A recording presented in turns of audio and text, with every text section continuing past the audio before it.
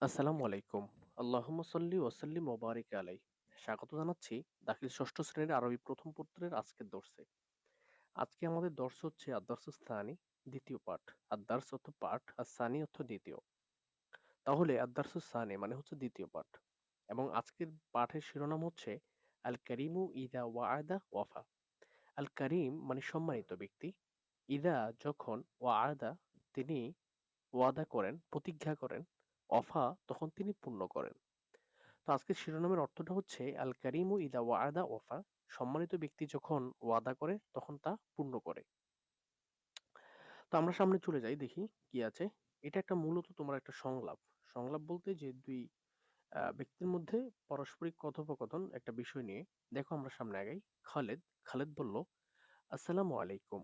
আহমদ বলল, ওয়ালাইকুম আসসালাম ওয়া রাহমাতুল্লাহ। খালেদ বলল, আল্লাহে আনা হাজিন। আল্লাহর শপথ।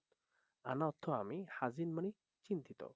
তাহলে আল্লাহে আনা হাজিন, আল্লাহর শপথ আমি চিন্তিত। আখি রশিদুন মুসাবুন বিমারদিন।